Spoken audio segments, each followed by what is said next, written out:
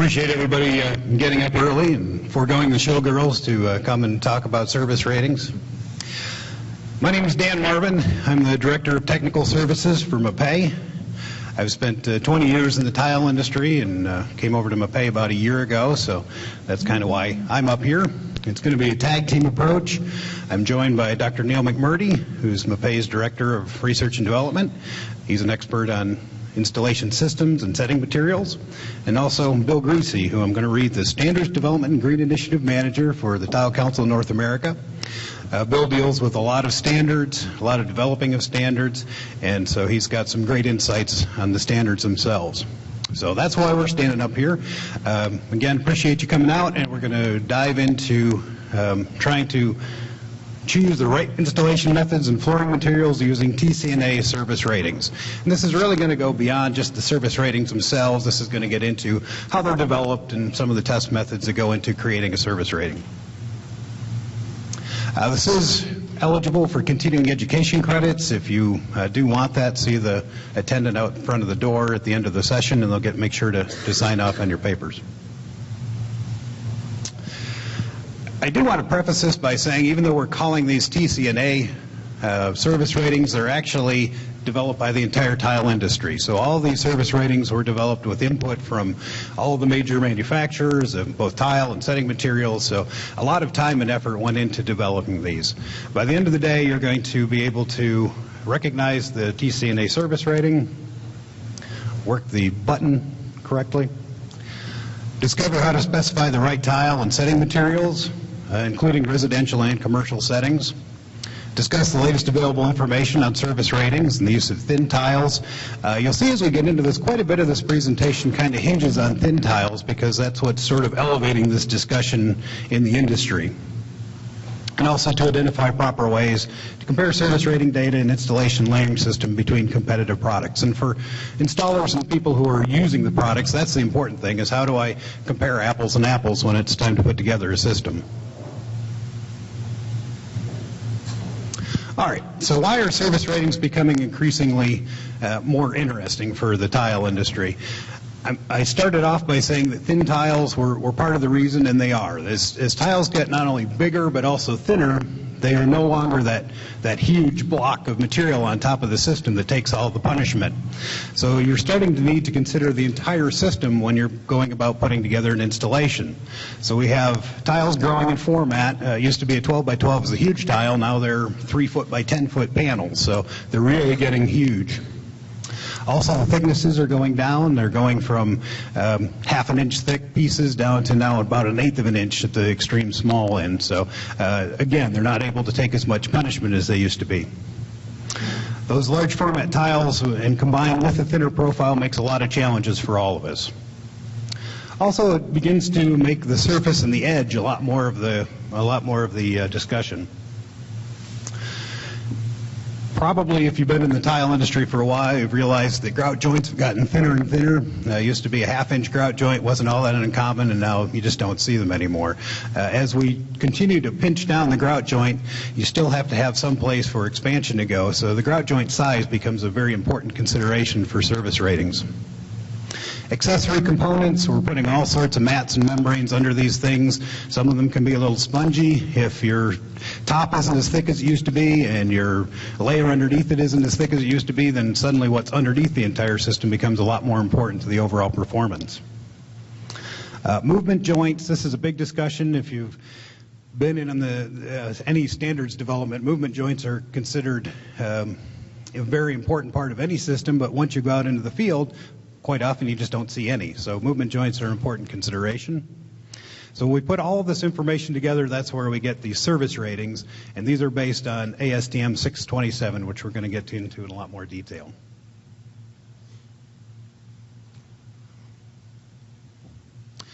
First, I'm going to say it's important to know that service ratings are trumped by what the manufacturer tells you. It's important to know what's in the service ratings, but it's also real important to look at the manufacturer's information on the product that you've chosen to make sure that it's right for that installation. If the product says don't use it in that installation, even if the service rating says you can, then don't use it in that installation. Manufacturers take a look at a lot of things, not just the not just the TCNA guidelines, but also how their product performs. So they're taking a look at all the standards in ANSI 137.1, ISO 13006. They know if you can use it as an interior, an exterior. They know if the COF is high enough for a commercial installation where it might be walked on wet. The size, the thickness, all of these things manufacturers factor in when they're putting out a new product, and they report that for you in all their literature. So if the manufacturer is taking a look at all these things and says tile ABC can be installed in an old floor in an area that aren't subject to heavy traffic, such as cars with hard wheels, then that's where you want to put that product. Likewise, if another product can go outside and gets a lot of foot traffic, then use that product accordingly. But in the absence of this information, or if this information from the manufacturer is fairly generic, that's where we start to get into these service ratings. At this point, I'm going to turn it over to Bill.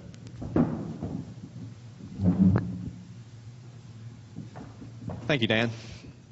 As Dan mentioned, everything when considering where a product can be used, what service rating it might be capable of, everything really starts with the tile manufacturer. You need to make sure that the tile manufacturer backs whatever intended use is going to be applied. And so once you have the blessing of the tile manufacturer in terms of, yes, this product can be used in that scenario, then you can start really narrowing down what installation method can be used, i.e., what does that installation method have tagged along with it in terms of a service rating. But there are a few things also to make sure once you have the manufacturer's statement that a tile can be used in this scenario. And the first is really just a little bit of tech talk here, is make sure the tile complies with the standard. The industry standard for tile is ANSI A 137.1. So, of course, service ratings are based on under the assumption that tiles at least meet the minimum standards. So if it's, for example, a porcelain tile that's under consideration, the first step is to pull the ANSI A 137.1 porcelain provisions and make sure that at least it meets the minimum strength requirements, aesthetic requirements, sizing requirements, everything that's spelled out by the standard. Once you have a tile that meets a relevant standard, then you can turn to the TCNA service rating guidelines, which are outlined in the TCNA handbook. And the TCNA handbook guidelines are really recommendations based on the testing of various systems. Now, these service rating guidelines, which range from residential to extra heavy commercial, again, are under the assumption of generic materials that meet standards. Of course, there are going to be proprietary twists thrown in from time to time, new technologies, new innovation that really make you have to take the service rating recommendation to another level. But before we get into the weeds of service rating and just how those ratings are derived, let's talk about the testing that goes into service rating. It's really quite simple. A service rating is based on test results discussed throughout the handbook committee when tested per the ASTM method C627. Those of you that have been involved in, especially in standards development over the years, have referred to this as the Robinson floor test. And it's simply the testing of an installed system, not any one product, but the system of products together. The test results are used for a couple of different reasons. Number one, proprietarily, a manufacturer would commonly run a Robinson floor test on their products to see where they come out in terms of how many cycles are passed, so that different installation scenarios can be interpreted, but also commonly used in the TCNA handbook committee so that we have a discussion point to determine where service ratings for any given method should apply. This Robinson test, ASTM C627, let's take a walk back down memory lane to kind of show you how it came to be and how it's really remained unchanged over the years. It was invented in 1958 by a gentleman named Donald Robinson. It was invented in Princeton, New Jersey, where TCNA headquarters used to be, and it was a way to gauge if thin-set mortars really worked. This was back when the concept of the thin-set mortar was a new concept, and so it took a few years of R&D to see if it was a viable new way of installing tile. So throughout the 60s, the method was used quite often until it finally became an industry test method, an ASTM test method in 1970. Since 1970, really, the method has been the measuring stick for system performance. Hasn't really changed that much over the years. It's still really the golden standard for determining if a system is going to work in real life. Of course, anytime you have technological advancements or new products, you're going to have some tweaks here and there to determine what impact different changes will have. So there have been some more, for example, a little bit of automation added to the method. Some manufacturers have taken the method a step further and incorporated a few more bells and whistles to where you can, for example, interpret different deflection scenarios. But at least all of the different applications of this method over the years refer back to ASTM C627. And Dan, in a few moments, will get into some more detail on what manufacturers are doing to take it beyond the test method. But just the test method itself, let me quickly explain the procedure. It's simply a three-wheel cart that has weights over each wheel. Now, the amount of weight increases as cycles progress throughout the test, but it's a cart that spins at 15 revolutions per minute.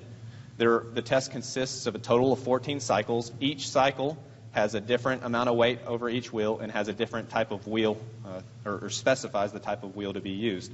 So, for example, cycle 1 might have a soft rubber wheel with just 10 pounds weight over each wheel, and it increases all the way up to 300 pounds heavy steel through cycle 4, 300 pounds and hard steel wheels throughout cycle 14.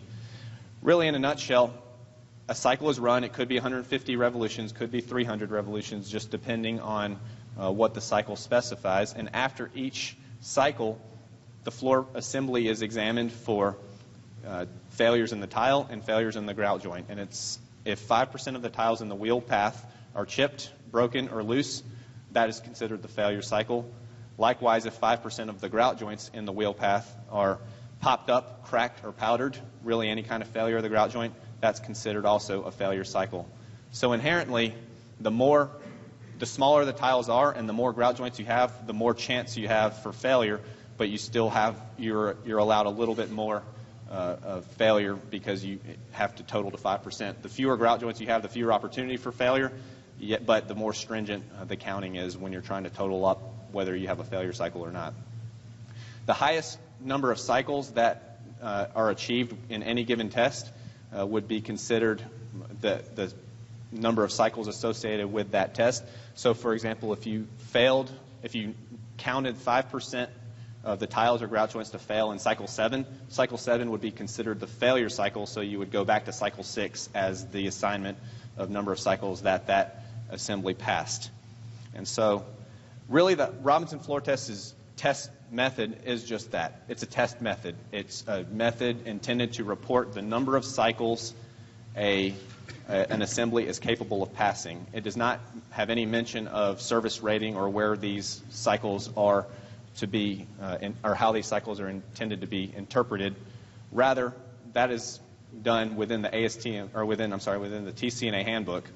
And this chart you see here was derived directly from the TCNA handbook. Based on the number of cycles the maximum number of cycles an assembly is allowed to pass, it can get a rating of extra heavy if it passes all 14 cycles with no failure. It can get a rating of heavy if it passes cycles 1 through 12, moderate if it passes cycles 1 through 10, light if it passes cycles 1 through 6, and residential if it passes cycles 1 through 3. So if your failure cycle is 4, then you would be a residential rating because it only passed 3 cycles without failure. If it doesn't pass at least 3 cycles, it's not classified under the TCNA handbook. So Dan will get into a little bit more of the other ways the Robinson floor test is being used with some more technological improvements. Coming out of the tile manufacturing industry, I can say that the nice thing about the Robinson test method is it does a pretty good job of predicting whether a tile will be good for an environment or not.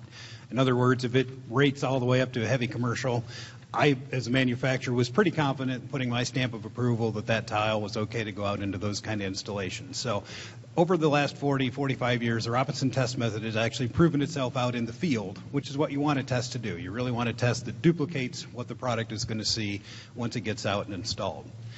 With that said, the Robinson test has a few drawbacks that have been tried to address with what we call the universal floor tester. I'm going to go back just a second and point to the the platform here. This is a Robinson floor test platform. It's 42 inches on a side, and right now we have tiles that are bigger than the whole platform. So when you're testing, 6x6 quarry tile, you could get a lot of tiles, and it actually simulated a room fairly well. Now, the limitations on size are starting to become obvious. So with that said, there's a device out there called the Universal Floor Tester. It's very similar, but there are some differences, and I just wanted to show you what the differences are and why we're looking at expanding from Robinson to include Universal Tester in the test method. The Robinson tester itself, there's a hole that comes up through the entire assembly, and there's a shaft that drives the wheels around. You've got weights on each wheel, a hole in the middle, and that hole comes all the way up through. With the universal test, the shaft is on top, and the wheels come down onto the assembly, and there's one basically weighted plate on the entire center of the assembly. There's a lot of verbiage here, but to a large degree, that's the difference between the test methods. I'm going to give you some pictures because that really will help you visualize it quite a bit better than just reading. This is the universal tester in my lab. There's several of these out there in the market. They're all, at this point, have been provided by one gentleman who has done a lot of testing and a lot of research to make sure that what's going into the universal tester is very indicative of what's also in the Robinson test. So what you see here is there's a large span. This is two of the large thin panels back to back with one grout joint right in the middle. I keep hitting the wrong thing. Sorry about that. In this particular photo, you'll see that the test assembly isn't yet down onto the surface of the tile. It's elevated up out of the way so we can put the tile in place. And you can see here that we've got just one grout joint right in the middle. So these are two butted up panels. You can see that you've got some I-beams down here, some wood I-beams that are supporting the assembly. And the plan here was to try to test this so it would actually flex. So we're actually duplicating what might be seen in a suspended second floor somewhere.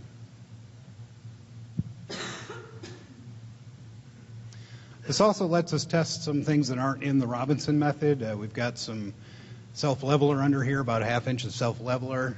We can put membranes under here. We can put all sorts of things that aren't part of the original Robinson test.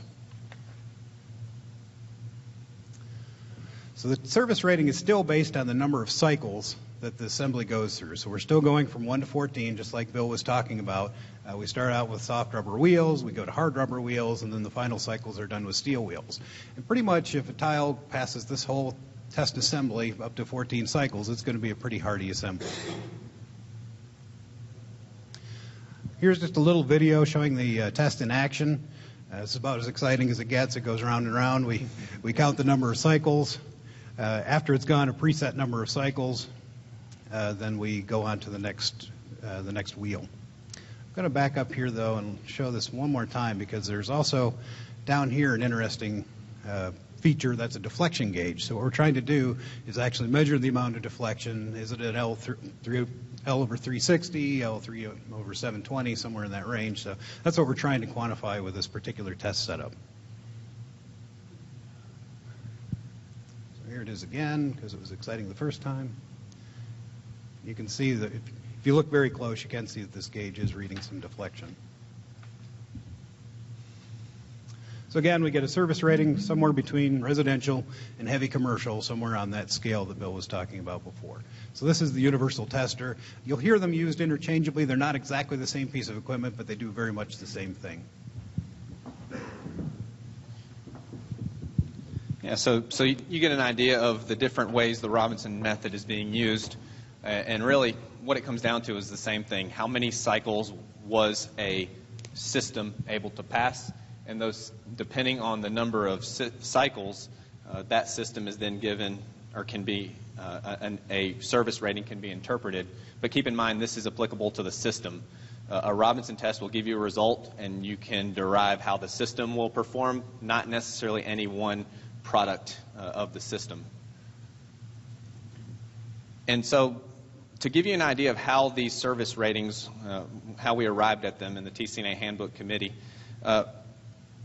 like I said earlier, you have different classifications ranging from residential to extra heavy commercial.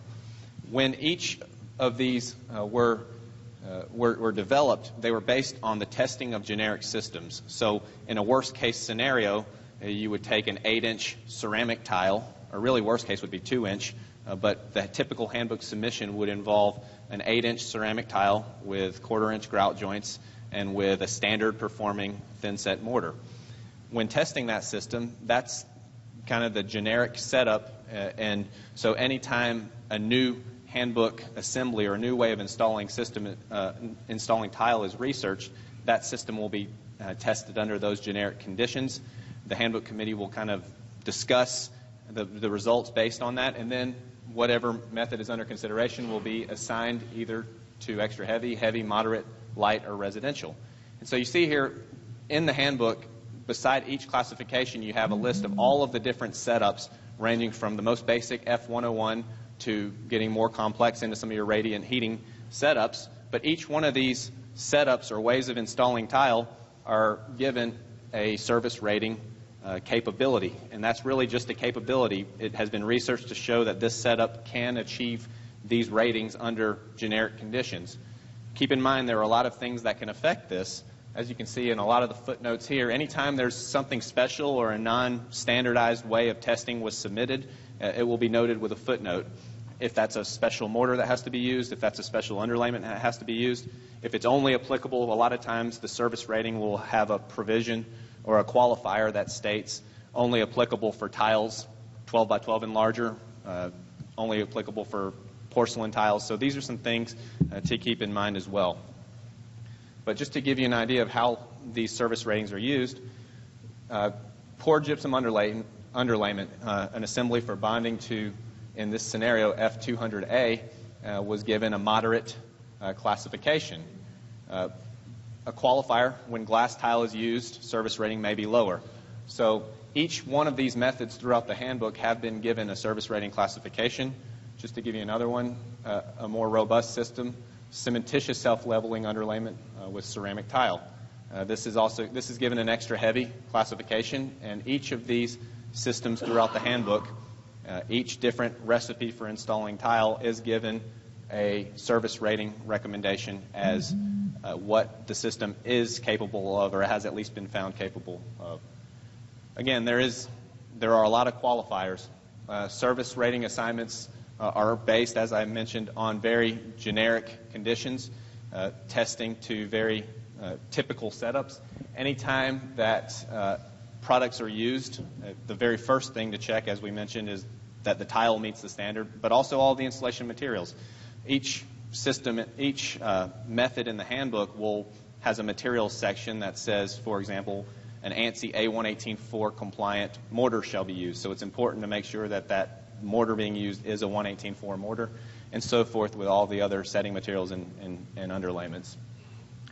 Also, very commonly, you will see manufacturers reference installation methods within the handbook that can generally be followed, but then when you go to look at the installations, it's not exactly per the handbook method. There may be something that's tweaked a little bit. For example, if the tile is thinner than a ANSI A137.1 tile, again, there's no standard for thin tile yet, so you would want to take that into consideration when following a handbook method. And it's a good idea to follow up with the manufacturers. If something in the method being suggested is just a little bit different or a little bit more technological with newer materials, ask for the Robinson floor test data, and you can't really rely on the service ratings if the materials are a little bit different. So most manufacturers have this data outside of the handbook committee discussion. And also, there are many other variables beyond the service rating. The service rating is not the be-all, end-all. If something says extra heavy, of course there are other things that can affect that rating, such as job site conditions, such as whether or not the installer did install the assembly exactly per the method. So there are things to keep in mind, that just because a service rating is specified, that there are factors or variables to take under consideration. So Dr. McMurray will explain a little bit on how to stack those variables and what to take into consideration for different setups. Got a question down front.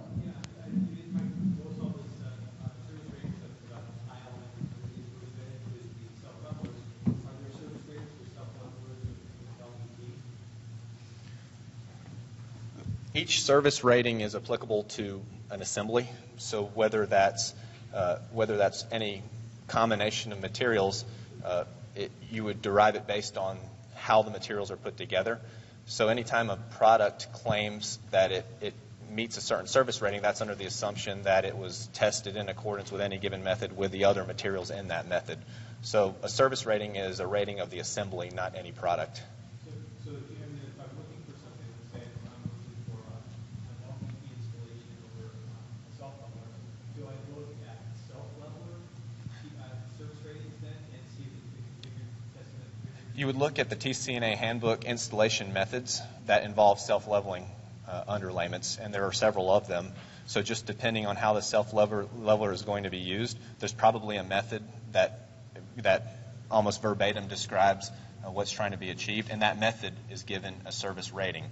So there are some materials that have been tested to the method, and the manufacturers would certainly be able to tell you that, yes, this can be used per method XXX, and then you could derive that that was, in fact, tested at one point in time to get the service rating that's being declared.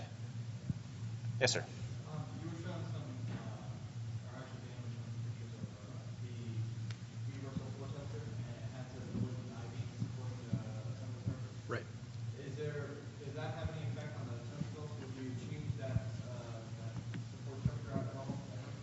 It absolutely does. That was designed to basically put some deflection into the system. Typically, when you're running this test, it's on a concrete pad. We pour a concrete pad, and we install right on that pad. You're really trying to come up with a system that's kind of a best case, almost. In one of the pictures I was showing, that was more of a worst case. We were really trying to decide, okay, can this system, which in this case has quite a bit of deflection, has a self-leveler, has a very thin tile, those are 5.6 millimeter tiles, can that take the pounding of the universal tester? And in that instance it could, but yes, you can definitely put different substrates under there, and we do. We play around with that quite a bit. So that's a common practice. Yeah. In fact, that's the standard practice. Specifically to your question as well about luxury vinyl tile, a lot of what's going on with the TCNA handbook is things that are dealing directly with tile. You go to luxury vinyl tiles and vinyl materials, that industry has their own set of tests, and they don't necessarily follow everything exactly. You've got other considerations, glue displacement, being able to handle turnarounds. Typically, there's a sort of a Hill ROM type tester, hospital beds, where you really grind on the floor that way with different sets of weights. Again, talk to your manufacturer, talk to your glue manufacturer. I do that test in my laboratories up in Dalton all the time, where we look to see how well the glues will perform. And typically, the underlayments, as long as they're above about 2,500 to 3,000 psi, are irrelevant compared to the glue and the vinyl itself. The vinyl is the weak link in the chain, or the glue is the weak link in the chain, and they'll fail way before the flooring will. Okay, so quick pause. First of all, we've covered an awful lot of information. We've got a fairly diverse group out here, but let me just kind of double check and see who we actually have. How many of you out here are contractors or installers? Okay, so a pretty good percentage of you. Typically for tile installations or tile, vinyl, wood, the whole 9 yards. Pretty much everything. All right, how about specifiers? A couple. Forensics folks. Other manufacturers of ingredients. So, okay. All right. If I say, hey, we're talking about F102 from the TCNA handbook, how many of you understand kind of what I'm talking about, or is that Greek? Seeing a lot of Greek. Okay. Let me back up for just a minute, and we cut something out. Let me pull this up. All right. For those of you who may not have seen this before, and I'm hoping I get the right one. There we go. All right. Available through the Tile Council of North America is this book. I've got it here electronically. I didn't bring one with me. This is the 2013 edition. It is something that a number of people who are incredibly dedicated to the industry have been working on for quite a few years. It has inside of it an awful lot of information. There are the folks who put it together, long lists of changes, committees. I'm just going to scroll down a little bit really fast. A lot of basic information to really help people understand how to put things together. All right. The page that Bill was quoting before is actually here in the handbook with all these commercial ratings. But what it is, it's a series, okay, of diagrams. Oops, the wrong way.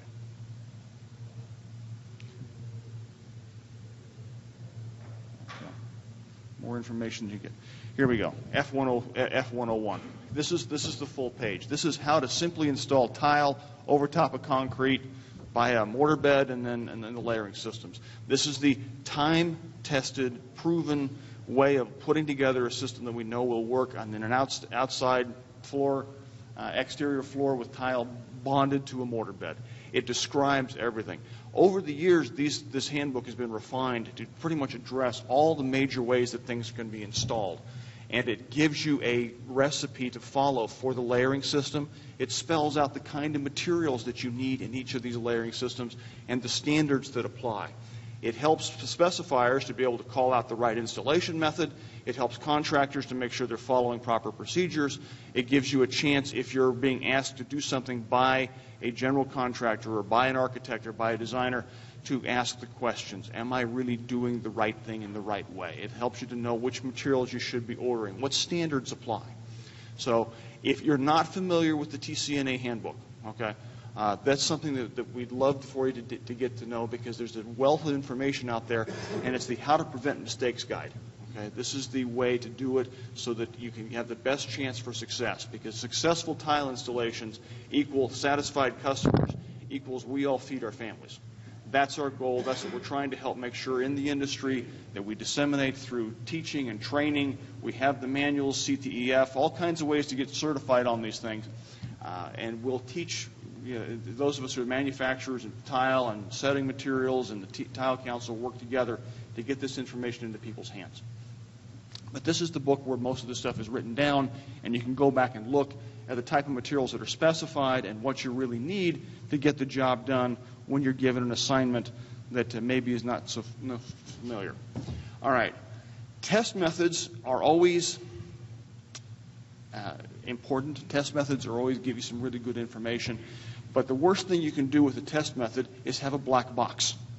Okay? In many ways, you have to make sure you understand what the test methods are telling you and what are the things that can go wrong in your own installation. And that's something that you can't learn in a 1-hour session. But we're going to try today to give you a little bit of information to kind of peel back the doors on the black box and give you some idea of the things that go into this test, so that you can be sensitive to ask the right questions when you are faced with your next installation.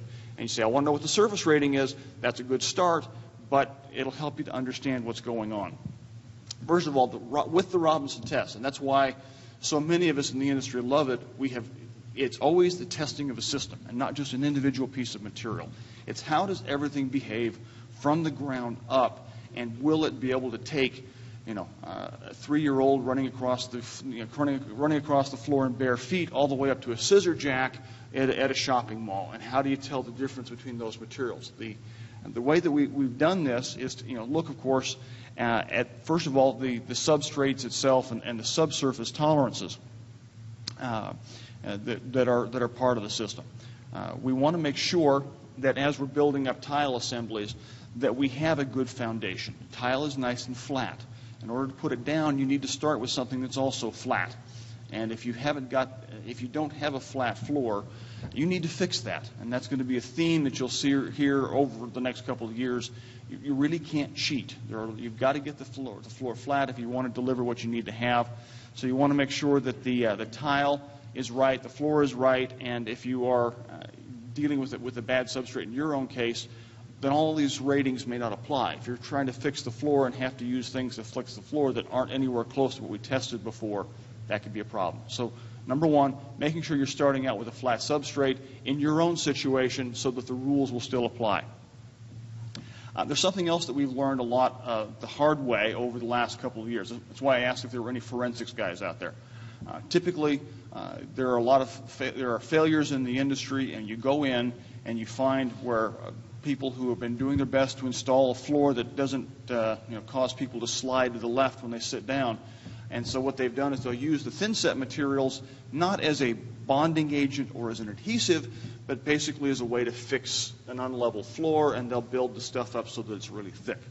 Nerds like me have spent our life trying to design adhesive materials that are really good at 1/8 of an inch or 1/4 inch, maybe for some materials in medium beds at 3/4 of an inch or less. Somebody puts down 2 inches of our material, really bad things happen. Okay? It shrinks. It isn't able to do what it was designed to do as an adhesive. Now it becomes a structural element. There's water trapped under the tile. That material will then start to shrink and move, and now we got tiles popping off all over the place. So it's something that we want to make sure that as we're designing and testing, we go up to the levels that we specify. And when you read the handbook and when you read about thin set methods, there are reasons why we say that the bead-in thickness should be less than 1/4 of an inch for a medium bed mortar, or for a thin set mortar, and 3/4 of an inch for a medium bed. If you go outside those tolerances, things are going to fail. That's the test. That's where we've done all the testing. That's what works in the field. But if you go outside of those ranges, you're going to have problems. As the tiles have gotten bigger and bigger and bigger, okay, both for floors and for walls, there are a lot of new materials that have been developed to try to deal with it, to make sure that the tile, when you put it down, stays where it's supposed to be. That's a thixotropic mortar, or then sometimes refer to that as mortar sag. These newest materials, and we'll get into some of them, how they're described and how you can find them in a little bit. They actually have ingredients in them that basically allow them to work so much in the same way that a paint does. You dip your brush in a can of paint, the brush slides in, you paint it on the wall, but then it stops and locks itself in and doesn't all run down to the bottom. Okay? If you tried to paint with water, you'd see that the water just all runs all over the floor and doesn't stay on the wall. The mortars have now developed similar types of characteristics, but instead of doing 3 or 4 mils of paint, you're up to 1/4 inch or more of a mortar, which stays where you want it to, and it's able to hold the tile as well where it's supposed to be. On the floor, it gives you a chance to lay in these extremely large tiles, beat them all in, and then when you stop and back away, it doesn't continue to ooze and shrink and do all kinds of other things, so that all your hard work to control lippage goes away. So these are some of the things that have been part of what we've done and looked at a lot in variable testing in the Robinson floor testing type work and assemblies to make sure we're giving you the best overall cumulative effect. Certainly something that we have to also consider as part of this is elements about the tile itself. When the tiles started getting larger and larger, the warpage, the doming, all the other things became very, very important. And how do you handle a tile that's slightly cupped, and how do you make sure you get good coverage all the way across? You don't want hollow sounding tiles. Those are more likely to crack under these heavy loads. That's why you want to make sure, as Bill said, that if anybody hands you a tile in the United States that doesn't meet ANSI 137.1, you can it's probably best to say thank you and have a nice day. Don't go there. A lot of work has been done to try to make sure that anything that's sold in the U.S. market that claims to meet the standard is going to be able to meet our installation methods, because it's got too much crowning, it's got too much warpage, not too much dimensional instability, so that you cannot get a good installation. What's happened, though, now, as we've moved from tiles that are 8, 9, 10, 11, 12, 13 millimeters to these 3, 4, 5, 6s, now the tiles, you can wrap them around poles. So that's why the Robinson floor testing came back to the forefront, and we'll kind of use that as a case study in a little bit to talk about what we've done there with this same test methodology to try to deal with, how do you talk about tile warpage when it bends? So that's been an issue, and we take care of it. The tile weight and format, of course, is another key in this. Again, the size, the thickness, the composition, all those things go into these service ratings, and fortunately you don't have to run them all, but we've used that as a major way of standardizing things going forward. Get back in here. So as we've taken care of a lot of these variables and making sure that the tile is right, the floor is right, we're able to address what actually impacts most of the failures that you see in the field. All right? And that's really lippage. And not a lot of the tiles, at least the older standard tiles, would fail dead center. A lot of it is from impacts on the side, crushes from the side, and other issues.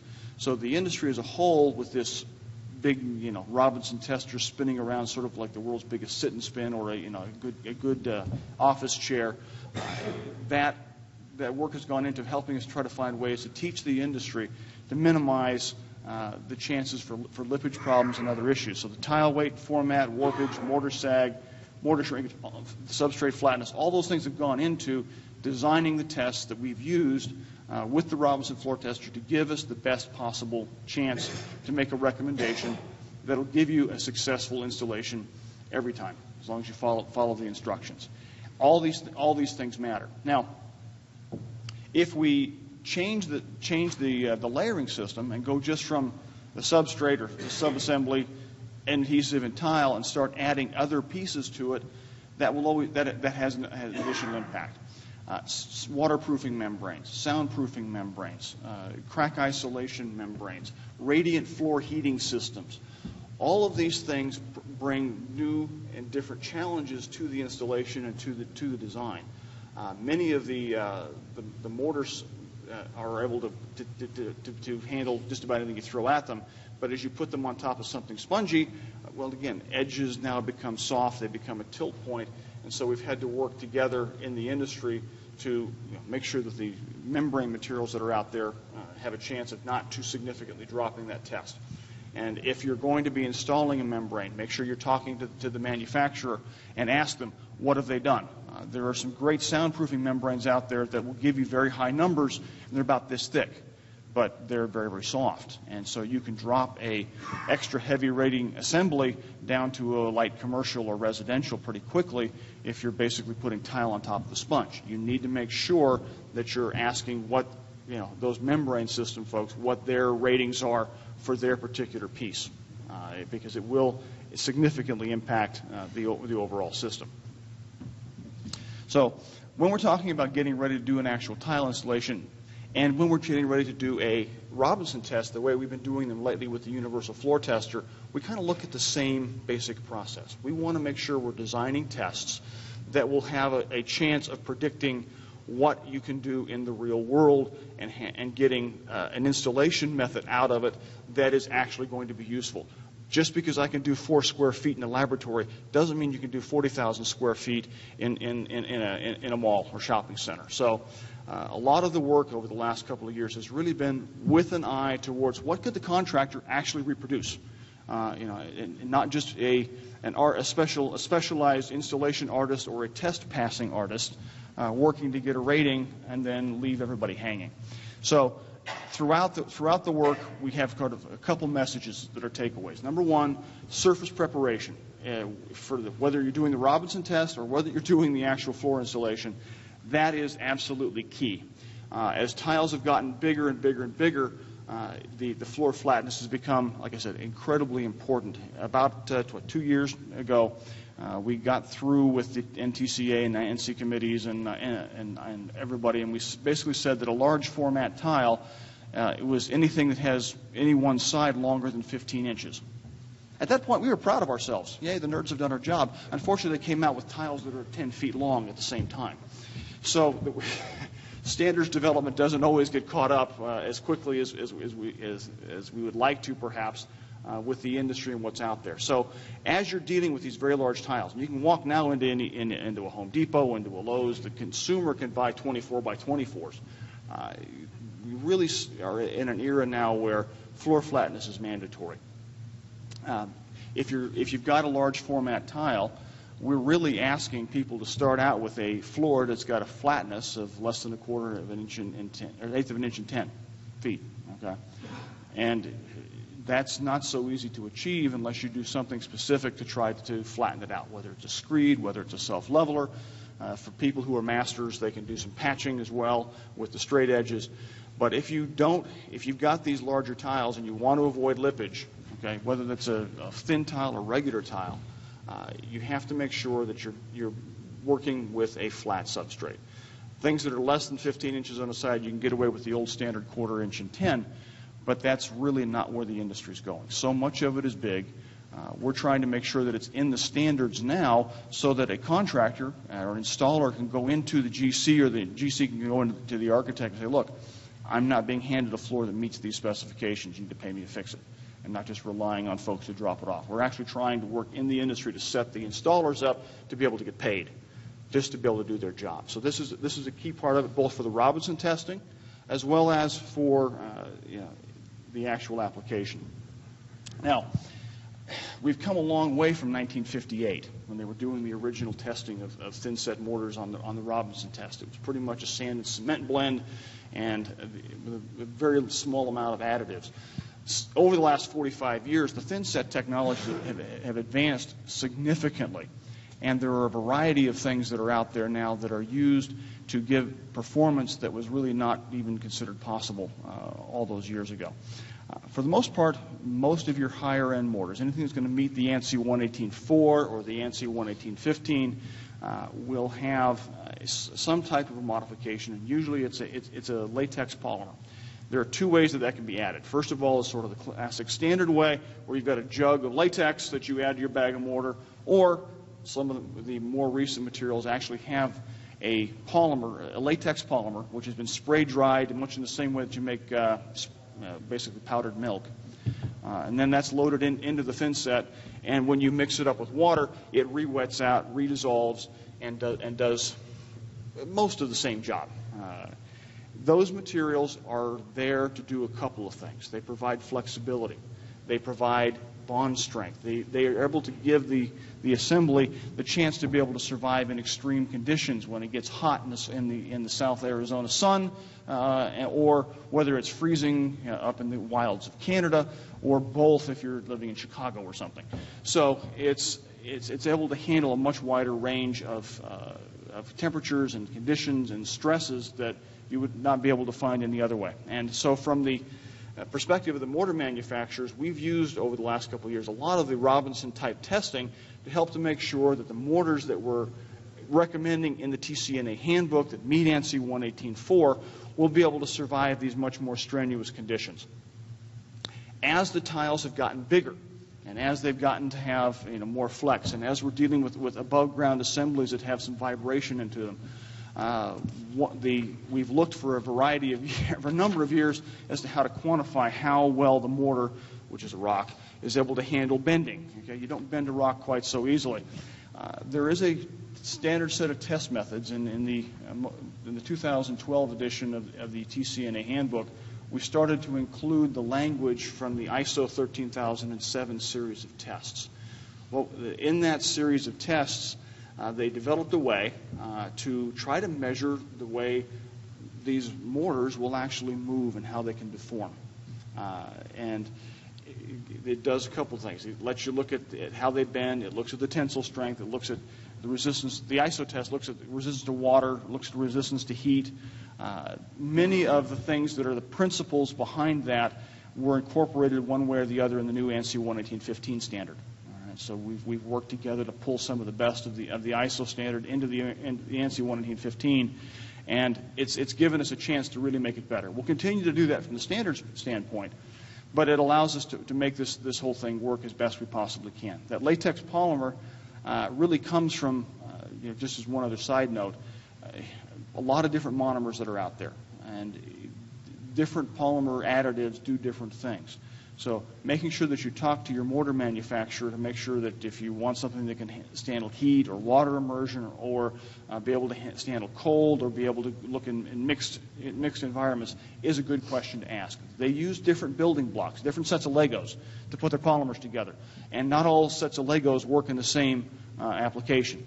So ask good questions. All right? If nothing else, always remember to ask good questions. Find somebody who's balanced. If you've got something that can pass the ISO 13007 C2 test, you've got one that will be able to do pretty much everything under any condition. That's sort of the gold standard still, and we're getting to that level, and that's why it's specified now in the TCNA handbook. All right. One more thing, okay, just as a point of emphasis, again, for the benefit of the contractors and installers. We've gone to great lengths to make sure that we say that the thin-set mortars that are out there for surface preparation, whether I'm doing, again, the Robinson testing or in the real world, They're not there to fix the floor. All right? We have now on the market an awful lot of medium bed mortars. Again, just like when we got excited about a 15-inch tile and they came out with 10 feet, we've been using medium bed mortars forever, and we're still trying to figure out exactly how to test them differently and define it. But medium bed mortars are capable to be used up to 3/4 of an inch, but they're not there for the purposes of fixing the floor. They're there for dealing with the warpage. They're there for dealing with floor deviations. They're there for being able to make sure that you can handle the crown and still get 100% coverage, or as high as the amount of coverage you possibly can get behind these large format tiles. They're designed to be able to hold the material in place and not flow out and do whatever else that will give you problems downstream.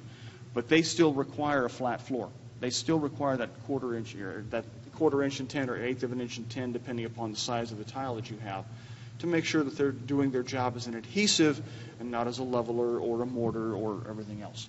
And if you are fixing floors, that should be something that you're getting paid for. Again, we say it all the time. The higher end mortars that do the best job really have these classifications that I've got pointed out up here. All right. If you're looking for them, it'd be the ANSI 11815 TE and the ISO 13007 C2 TES1, alphabet soup. Okay, what does that mean? This is the one time I'll ask you to speak a little geek. Okay, the new thing that came out with the ANSI spec, all right, was we added those two designations. There's some letters. It passes the 11815, gives you the shear bond strengths. The T is that thixotropic that I was telling you about, the part that's kind of like wall paint where it doesn't all run off on the floor anymore, the way it sticks and holds. If you have that T rating, the ANSI 11815T, that is the material that's going to give you the best chance to be able to play these large format tiles and get them in, set them, and then leave them and not have the stuff move. It also works great if you've got the stuff on the wall, because if you're using that same mortar on the wall, you can set the tile in, and the tile is far less likely to slide down to the bottom of the floor. It doesn't guarantee that, depending upon the situation that you're in, that you won't necessarily use some spacers.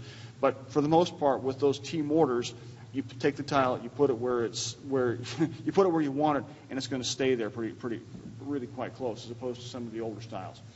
The deformability is the new thing, which was not added to 11815 yet, but is part of the ISO standard. And I'll show you in a minute where this comes from. I've got some pictures here just for grins and giggles to show you where that deformability test comes in.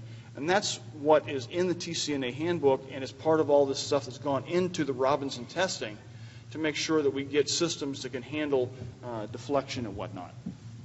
The E is another part that's new to the ISO test with this latest publication. We used to have a test for open time, which was pretty much irreproducible and pot life. In this case, what happens is you run under very controlled conditions a troweled out piece of mortar, and then you wait 5 minutes, 10 minutes, 20 minutes, 30 minutes before you lay your tile in, and then you check to see how well it adhered. Things that will get this E rating are mortars now that will go up to 30 minutes and still have appropriate bond strengths.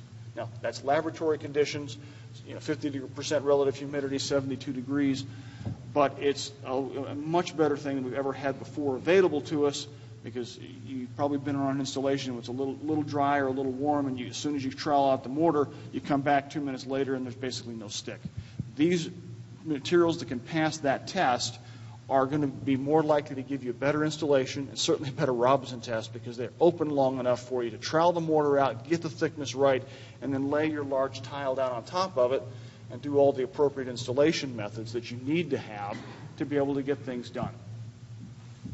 The deformation test, the S test, looks at how much the mortar bends. Let me go to the next page. Okay, the way it's actually tested has absolutely nothing to do with the way real tiles work. Okay, it's very tough to take a standard tile and get it to bend 5 millimeters and not create a problem. So what happens is the scientists in the laboratory will actually basically make a small plate. They call it a lintel.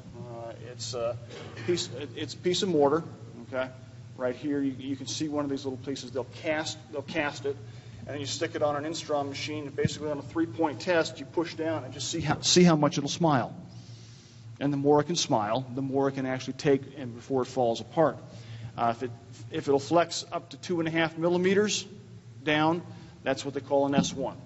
If it goes 5 millimeters or more, it's an S2. The materials that will do the S2 have got probably the best and the longest track history of being able to do exterior installations, being able to survive all the thermal shocks that occur. You know, it's when the sun's beating down, next thing you know, it rains. Those are the materials that also will do well in other situations where you have deflection or you have some bounce or you have some vibration. S1 will handle most everything else. Those without that classification are a little more risky. Okay? So where we've had the polymer, again, just to show it to you, so for upper decks in malls, you would probably want that S2 rating.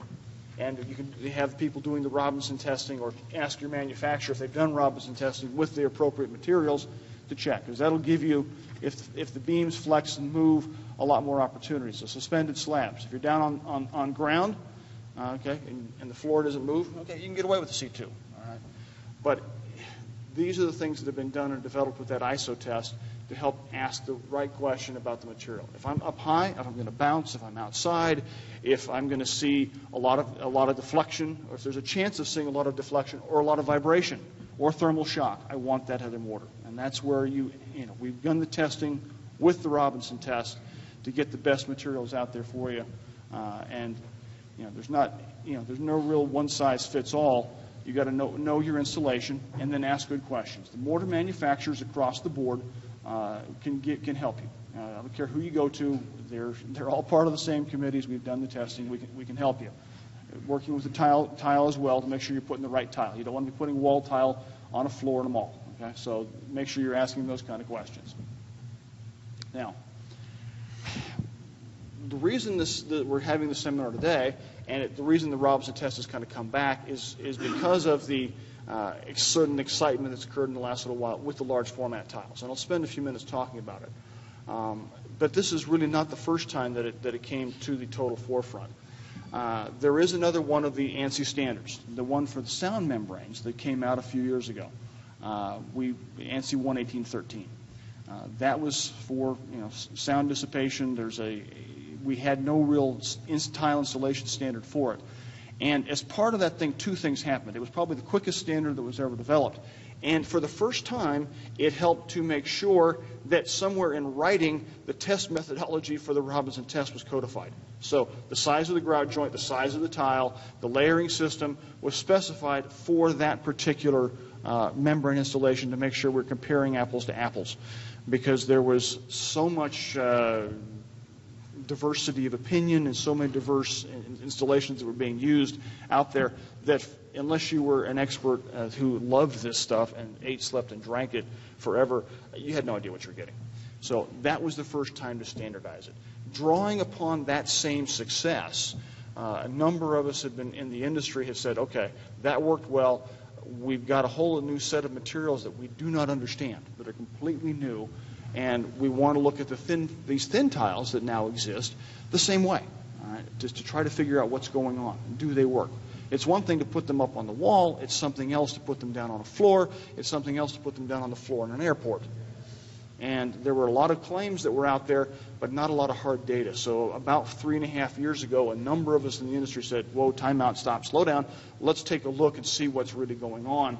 And for us, in my location in Mapei, having the universal floor test allowed us to start really this whole process. And it's a good case study of applying these types of Robinson tests in a way that you can turn around and make a recommendation to a contractor. Because we had there were people who were experts in the tile who came out and did some small installations, and one guy took several hours to install 4 foot of tile, and everything was just perfect, and they get any number you wanted, but that isn't going to work, okay, in the real world at all. So we were trying to make sure that we got the tiles tested in a way that you could actually do the work that you needed to have. As part of that process, one of the things that actually occurred was we had to figure out how to lay them down. We had the 4 foot by 4 foot Robinson slabs. They were flat. They were 4,000 psi concrete. We had no idea how to trowel the stuff because what we did know was a standard 1/4 by 3/8 by 1/4 trowel was not working. And we tested just about every configuration known to man. And as sort of a little preview, if you're not busy Wednesday afternoon, come on by. There's a thin tile lecture as well that a few of us up here will be part of. You can handle and see some of these things. But the most unusual trowels that you've ever seen, it looks almost sort of like a flame pattern off of a car from the 60s, hot rod, turned out to be just the right kind of a trowel to lay down a mortar that we could use and get the kind of coverages that were necessary on these thin tiles. There were months and months of work, and many Robinson tests that went into finding that this trowel gave us a reproducible way of laying down the mortar so that we could start to test the tile itself as opposed to just the installation. So that is more, again, a practical application where the use of the Robinson test drove what we're teaching now as an industry best practice. If you go to anybody's seminar from any tile manufacturer, from any of the mortar manufacturers on thin tiles, they're going to point to this. And it came directly out of using the Robinson test to try to find a way to teach people to tile in a way that they could actually get the same result that we had out of the test and get the best possible practice. So it was a big success for the industry. Now, there are a lot of other things that we looked as far as how do we deal with these as well. Just testing the center of a large tile isn't enough. We wanted to get to the joints, so we had to find ways to make sure we were uniformly scoring the tiles, how we were cutting the tiles, looking at eventually edge cuts and penetrations, but just first of all to generate the same kind of grout joints and edges that everybody else had to have. This was also part of that Robinson test effort, to figure out how to cut them, how to polish them, how to lay them, so we could produce installation guides that were based on the Robinson testing. And again, if you're interested in specifically talking about the thin tile, come on Wednesday. But these were the things that were written down later to teach people as to how to install them, so that you can see what's going on. Writing them, of course, is not so easy. Sometimes come see it, you'll see how this stuff actually evolved. There's a lot of other tools that then came out of this work. As we did the work with the Robinson testing, we realized we needed some additional help, so more resources were mobilized in the industry. And to support what started as Robinson testing, a lot of other things have come out of it, from the trowels and pliers and deck brushes and grinders. And all this stuff came from the same work that was done, starting with the Robinson floor tester and folks scratching their head, how are we going to make this work, to get this stuff done. And so it was a big piece of the effort to go forward. Now, what you see here, okay, is basically one of these extremely large tiles, which have been combed in the right direction, okay, or combed in a uniform direction. This method of troweling the mortar out in that direction, and it's back buttered on the tile, and then it's also on the wall, came out of the Robinson testing in this case. We basically came up with a methodology where you use the same trowel, you trowel it in the same direction. The way you put it together was the way we did the testing to put it together, and it basically is sort of like trying to close a Ziploc bag. Okay, you wouldn't want to turn your Ziploc bag and try to smash it together from 90 degrees. You want everything to line up, and then you can lay it in and push out the air. Once we figured out this from the Robinson testing, and could reproducibly generate with the thin tiles extra heavy ratings, okay, which is what we needed to make this work. Once we figured out that was then translated into the recommendations that are out there now that are pretty much becoming universal from all the manufacturers for how to trowel the mortar, how to lay it down, how to put it down, how to get it done. And it all came directly out of the Robinson testing. Yes? So in that picture right there, you figure that's what, a 4 by 10 foot piece of thin tile? That one happens to be the biggest one, yeah. That's a full 4 by 10. Full spread mortar on there. Yes. How many guys does it take to put that down? We're typically... Well, the weight of that is significant. You've got an entire bag of... Typically, it's about 1 bag of mortar per tile. Maybe a little bit more for the 4 by 10s. The 3 foot by 10 foot is definitely 1 bag of mortar per tile. The tile itself is in the range of 80 to 90 pounds. And then you add another 50 pounds of mortar plus the gallon and a half, 2 gallons of water. So you're well over 100 pounds. And that's why racks and other things were developed to help hold this, or suction cup devices. We're not totally reinventing the wheel here. People have been doing very large flat pieces of glass for a very long time.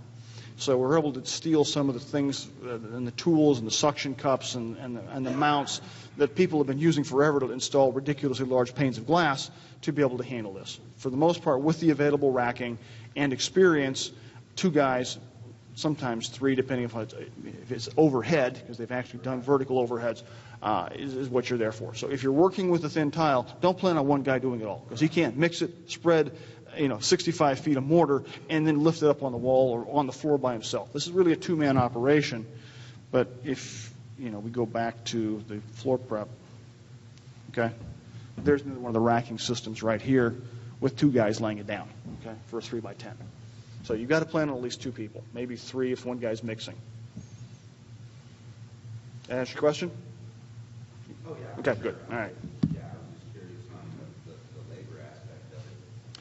Yeah, that's where we've been trying to work to give standardized practices so that you know what you need, go into this with your eyes open and be trained, okay?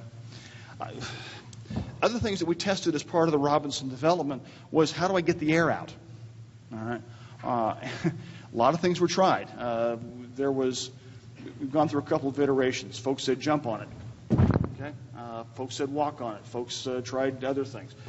If you look now, one of the first things that helped to make sure we got uniform installation was you get out the orbital sanders, okay, and you basically start in the middle and work your way out to the edges with that Ziploc bag effect, and we got rid of the vast majority of the air, and so that when you went to the effort of pulling one of these things up and checking coverage, you had very, very good coverage.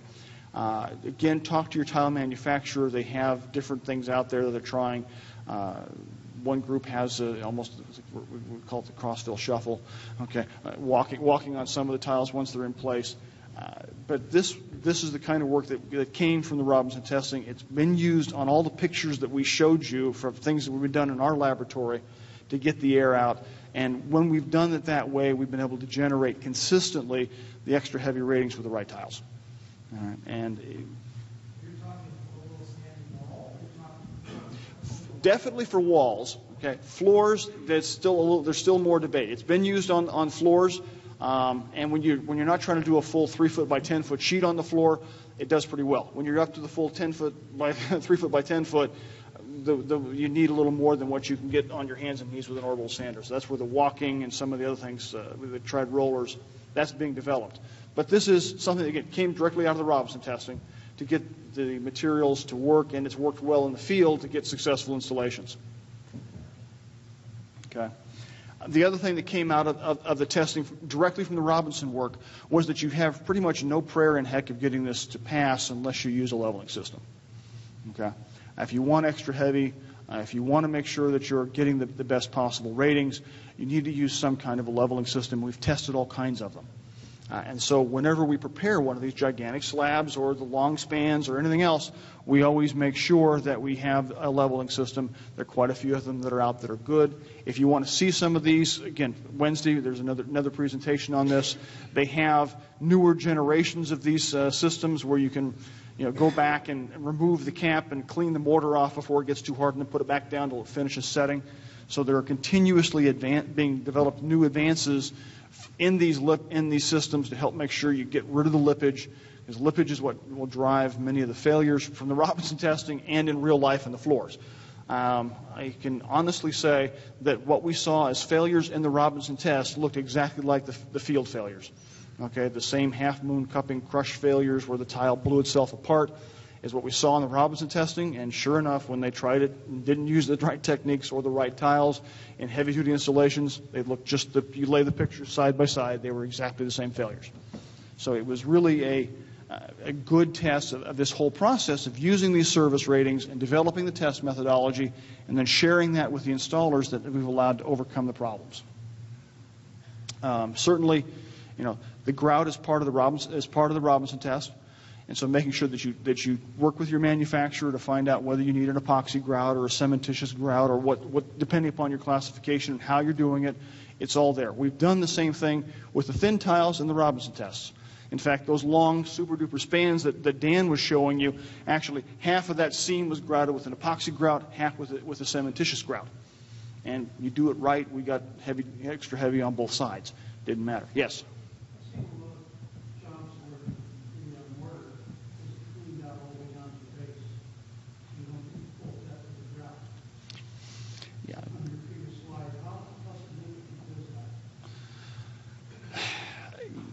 That's a good way to set yourself up for failure. I'll put it that way. Cleaning out your grout joints so you get the right amount of depth of the grout is by far the best practice. It's written that way in the ANSI installation manual, the ANSI 108, for a reason. That is truly the best practice. If you don't do it, you're going to have color differentiation problems potentially. You're going to have not as strong of a joint. You've got a mismatch of materials, so it's just not a good idea. The grout can pop right out. It gets too thin. And as you get the expansion and contraction due to heat, you'll have problems. So you always want to make sure that practice of cleaning those joints out prior to the mortar getting hard is followed. And that's why the folks that are doing the leveling systems are doing the screw caps or something that you can remove and go back in and clean it out before it gets too hard in that area for that same exact reason. We've seen and we've done a lot of testing where we've gone directly over the clips and whatnot with the wheels, and in general they've not been the negative. So, but you do have to make sure it's clean. You want to get the good result all the way through for the end customer.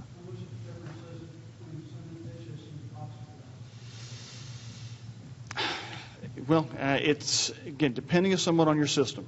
Certainly, the epoxy grout gives you a much stronger bond. It gives you a lot better resistance to chemical attack. It gives you a lot better stain resistance. Work with the installation as what you need in the area. If you're going to, certainly a lot of folks will recommend it anyway as a way of reinforcing it. But if you install it right and you have the right tile, you don't necessarily, it's not mandatory. But work with your manufacturer. Certainly, everybody's happy to sell you the epoxy. It's a lot more expensive, but it's not. But you do get performance out of it that you can't get any other way.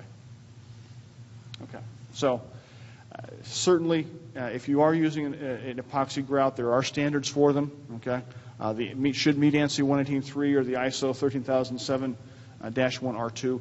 Make sure you've got a good grout. Make sure you ask questions about the grout and its performance level from the mortar manufacturer, and make sure you're getting what you want to have for your installation. So, sort of quick to summarize everything that we've thrown at you today. The Robinson test has been around forever. All right, in the tile industry, we've got 50 years of experience. The beauty of this test is it's correlated very, very well with what we actually see in the field. Failures that we see in the Robinson testing when the test is done with truth and advertising in mind really has shown a lot of potential for making sure we get the best installations possible. So make sure, number one, that if you're going into a tile installation, at least you work with the tile manufacturer and ask them, what is the service rating on this tile? Make sure that is the first thing you ask. Then it's looking at the layering system. Certainly, if you're following the layering systems that are already recommended in the TCNA handbook, there's already a body of data out there that says this will work if you use these materials. So we don't have to go back and repeat the test every time with every possible layering system. If you're following those guidelines in the ANSI test, it's because it's been done enough times that you probably can sleep at night. Okay, that's really the goal. But you've got to make sure you know what's going on. The things that have been built into those tests, the floor flatness, the mortar shrinkage, the mortar sag, tile warpage, tile weight format, that's all been part of what's gone into producing this manual, this TCNA manual that has these service rates about this thick. It's got stuff in there for tile, it's got stuff for stone, a lot of good information on tile installation in general. It's there. Certainly, and this is a service message for the industry, no matter what you do, if you're laying tile, make sure that you got a flat floor. If you don't have a flat floor, make sure they're paying you to get the floor flat. Okay, we've tried to write the industry standards to make sure that the contractor is getting a chance to start with what he actually needs. Because if you're working with an unflat floor, you're setting yourself and the final customer up for failure. With these larger format tiles, understanding how to properly use medium bed mortars is key. With all the things that are part of that, with their thixotropic mortars, extended open times, those kind of things, talk to your manufacturer. They'll help you. But those medium bed mortars are out there to deal with the large formats to make your life easier. They're not there to fix the floor. I still need even tighter tolerances on the floor flatness. But they'll fix the other issues that you deal with so that at the end of the day, the installation works. You got a satisfied customer. We sell more tile. And that's really the goal here. Certainly, as part of this, the Robinson tests have shown with the thin tiles and others, getting the coverage behind the tile is key. And there are a lot of recommendation guides out there that have been derived directly from this type of testing to teach you what to do. And if you have questions, go to your manufacturers. They will help you find what you need. Certainly looking at curvature, looking at bow, at flex, indoor, outdoor, all those different things, every possible variation you can find in the world. They're in there. Their answers are there to help give you some guidelines as to what to do and where to go.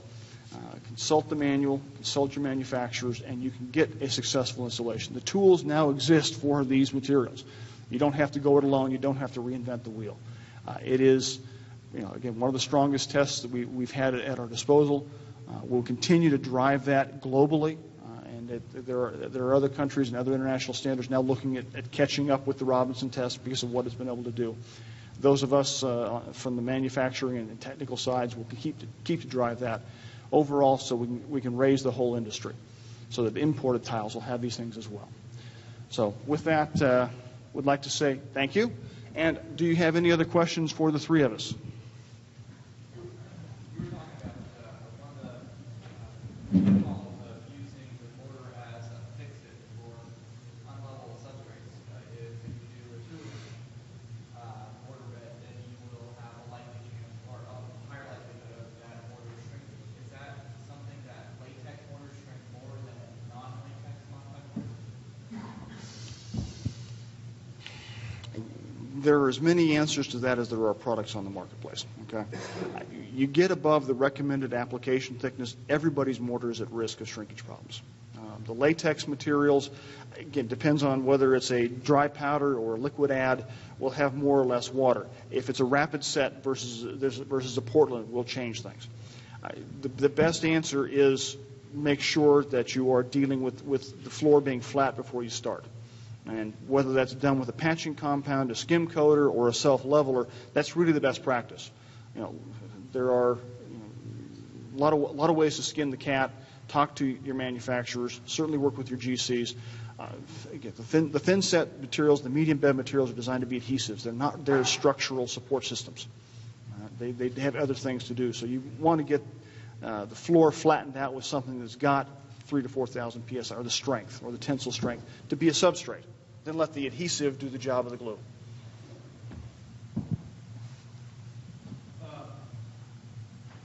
Single family track home in a crack isolation membrane, looking at the cost of material, the cost of installation, any downtime involved, any put it down one day, come back the next. How about jumping out there with your recommendation? Least expensive, best performing, possible same day. Quarter. Okay. If you want crack isolation, all right, and there are a lot of very good crack isolation membranes that are available. If you need to do it in one day, there are a lot of them that are out there that are peel and stick. Masking tape, you peel out the back, you lay it down, you're ready to go. Okay, so you don't have any delays. And those materials, again, work with the individual manufacturers. There are materials out there that are available all the way up to extra heavy commercial that are peel and stick, that as fast as you can clean it, prime it, let it flash off for 30 minutes, lay it down, you're good to go. You can lay the membrane down way faster than you can lay tile. So work with your manufacturer, okay? We can talk afterwards. But work with your manufacturer. We can talk afterwards because it can't be commercial up here. But there are products that are out there, okay? And you want to make sure that you know where it's going. If it's a residential application, how much sponginess is in that membrane is going to matter. But certainly crack isolation for the long-term care and lasting of the floor is always we found a best practice. So we recommend it wherever you can.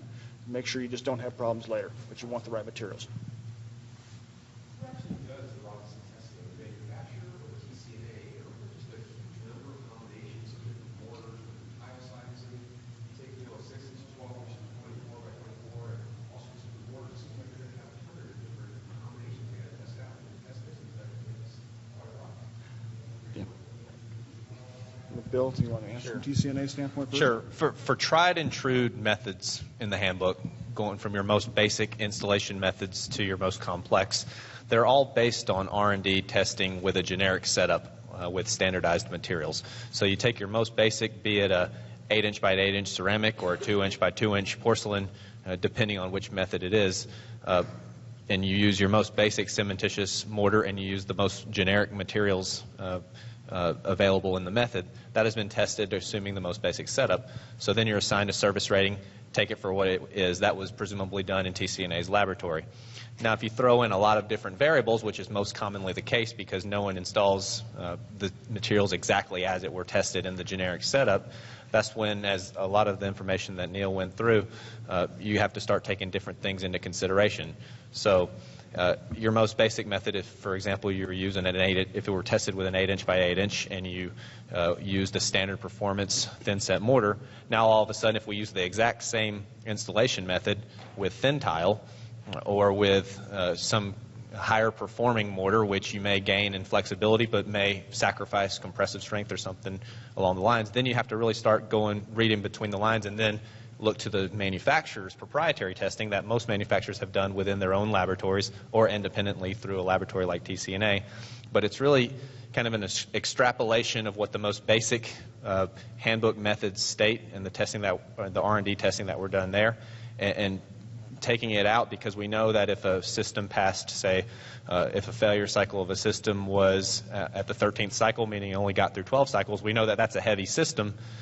We still can capture that from the most basic test setup and then see if we can duplicate that with a more proprietary setup and still get through 12 cycles. So that's something that would be done either in a manufacturer's laboratory or independently through a third party. Yeah, there are an infinite number of combinations, but most of the manufacturers do have those in their laboratories. I've got two of them. I've got a universal floor tester and a standard Robinson tester, and they pretty much are always busy for this same reason. And will continue to be busy for a lot of years to come with all the new systems that are out there and new materials. Okay. Any other questions? Well, if not, I'd also like to thank Bill and Dan, and certainly also like to thank you for braving the first slot out of the gate on Monday morning, the day before the show. Hope that it's been of value to you. You've got a course evaluation form, and we want to make sure that we're getting the information to you that you wanted to have, and we're doing this for the next several years. So give us your feedback, please. We'd love to have it so we can try to make things better going forward. And again, just want to thank you one last time for coming and joining us.